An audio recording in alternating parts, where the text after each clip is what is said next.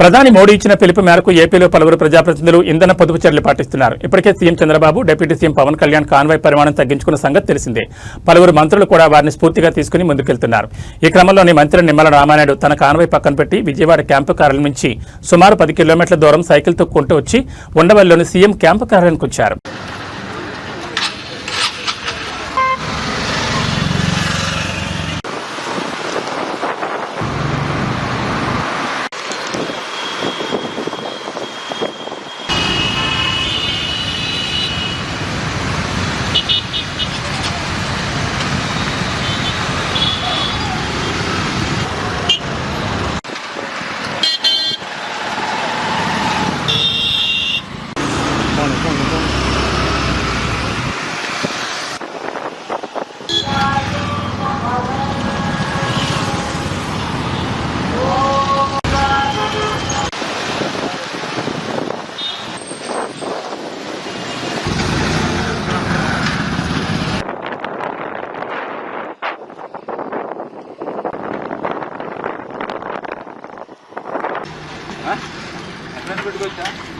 గౌరవ ముఖ్యమంత్రి చంద్రబాబు నాయుడు గారు నిన్న కేబినెట్లో ఈరోజు ఫ్రైడే నో వెహికల్ డే అని ఏదైతే ప్రకటన చేశారో దానికి అనుగుణంగా ఈరోజు మన విజయవాడ క్యాంప్ ఆఫీస్ దగ్గర నుంచి ఈరోజు ముఖ్యమంత్రి గారి నివాసం వరకు, ఎందుకంటే ఇప్పుడే ముఖ్యమంత్రి గారి దగ్గర పోలవరం నిర్వాసితులకు సంబంధించి 300 కోట్ల రూపాయలు వాళ్ళ అకౌంట్లో జమ చేసేటువంటి కార్యక్రమానికి సైకిల్ మీదే రావడం జరిగింది.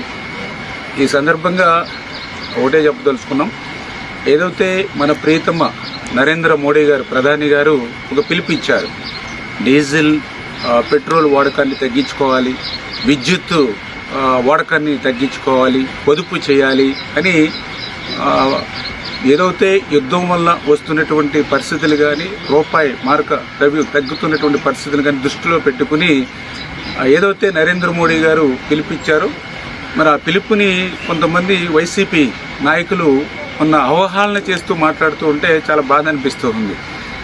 ఏదైతే ఆయన చెప్పినట్లుగా డీజిల్ పెట్రోలు విద్యుత్ పొదుపుగా వాడుకోవడం, పొదుపుగా ఉండడం మీకు ఇష్టమైతే చేయండి, లేకపోతే రేపు పొద్దున అడుక్కు తింటామంటే తినండి. కానీ ఇట్లా ఒక ప్రీతమ ప్రధాని, అందరూ అభిమానించేటువంటి ప్రధాని, ఈ దేశ